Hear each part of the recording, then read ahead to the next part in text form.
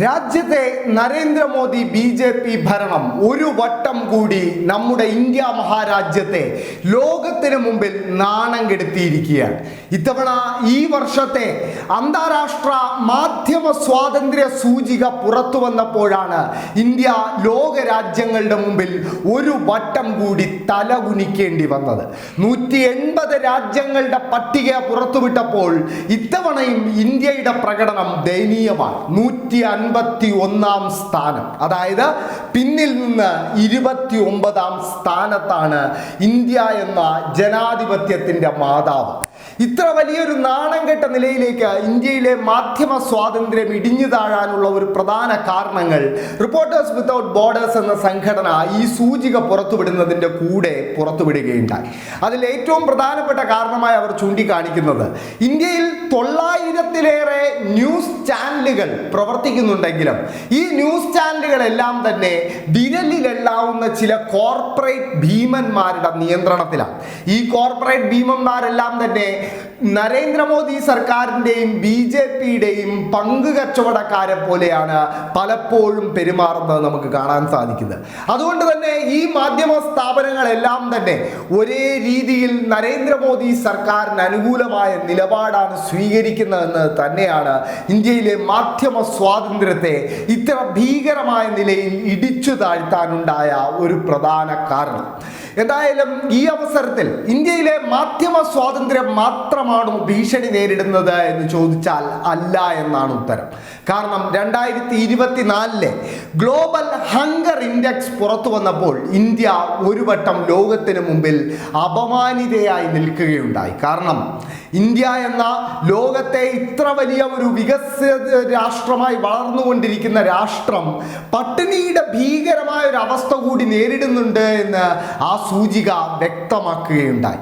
127 രാജ്യങ്ങളുടെ global hunger ഇൻഡെക്സിൽ India 105 സ്ഥാനത്തായിരുന്നു. അതായത് ലോകരാഷ്ട്രങ്ങളിൽ തന്നെ ജനസംഖ്യ വലിയ തോതിൽ ഉള്ളതുകൊണ്ട് ഏറ്റവും കൂടുതൽ ജനങ്ങൾ അതിതീവ്രമായ പട്ടിണി നേരിടുന്ന ഒരു രാജ്യം അത് നമ്മുടെ ഇന്ത്യയാണ് എന്ന് പറയേണ്ടിയിരിക്കുന്നു. ഈ സൂചികകൾ മാത്രമല്ല, ജനാധിപത്യ സൂചികയിൽ പോലും ഇന്ത്യ 2024 ദയനീയമായൊരു പ്രകടനം കാഴ്ചവെച്ചിരുന്നു. 167 രാജ്യങ്ങളുടെ പട്ടികയിൽ ജനാധിപത്യ സൂചികയിൽ ഇന്ത്യ 41 സ്ഥാനത്തായിരുന്നു 2024. ഇങ്ങനെ ഇന്ത്യയിലെ ഈ സൂചികകളിലെ പിന്നോട്ട് പോക്കും അന്താരാഷ്ട്ര തലത്തിൽ പോലും ചർച്ചയാകുന്ന ഇന്ത്യയിലെ ചില അക്രമ സംഭവങ്ങളും ഒക്കെ തന്നെ ഇന്ത്യയിൽ വലിയ ചർച്ചയാകാത്തതിന് കാരണം മാധ്യമങ്ങളുടെ നരേന്ദ്രമോദി സർക്കാരിന് അനുകൂലമായ നിലപാട് തന്നെയാണ്. അതിൻ്റെ ഏറ്റവും പുതിയ ഉദാഹരണമാണ് ഇപ്പോൾ നടന്ന ഇൻഡോ പാക് സംഘർഷങ്ങൾ.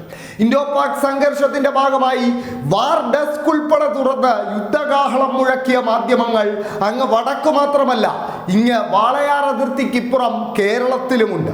ആ മാധ്യമങ്ങളെല്ലാം തന്നെ ഒരു വാർ ഹിസ്റ്റീരിയ പരത്തി റേറ്റിംഗ് കൂട്ടാനുള്ള ഓട്ടത്തിലായിരുന്നു. പക്ഷെ അവരാരും തന്ത്രപ്രധാനമായ ചില ചോദ്യങ്ങൾ നരേന്ദ്രമോദി സർക്കാരിനോട് ചോദിച്ചില്ല, അല്ലെങ്കിൽ ചോദിക്കാതെ മറച്ചു പിടിച്ചു.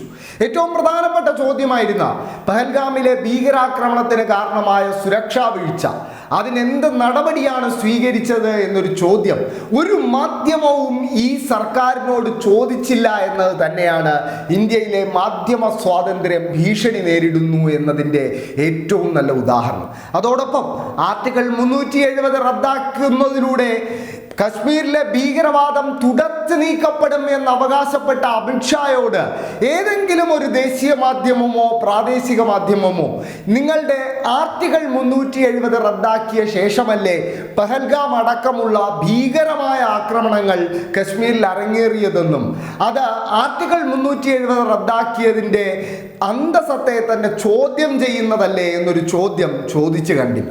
അതോടൊപ്പം ഇന്ത്യയിലെ മാധ്യമങ്ങൾ കഴിഞ്ഞ കുറച്ചു കാലമായി സ്വീകരിക്കുന്ന ഹിന്ദുത്വ നിലപാടും ഇന്ത്യയിലെ മാധ്യമ സ്വാതന്ത്ര്യം കുത്തനെ തകരാനുള്ള ഒരു കാരണമായി മാറിയിട്ടുണ്ട്. എന്തായാലും ഇന്ത്യയെ ആഗോള മാധ്യമ സ്വാതന്ത്ര്യ സൂചികയിൽ വീണ്ടും പിന്നിൽ തന്നെ നിർത്തി ലോകത്തിന് മുമ്പിൽ ഒരു വട്ടം കൂടി ഇന്ത്യയെ നാണം കെടുത്തിയിരിക്കുകയാണ് നരേന്ദ്രമോദി സർക്കാർ എന്ന് പറയേണ്ടിയിരിക്കുന്നു.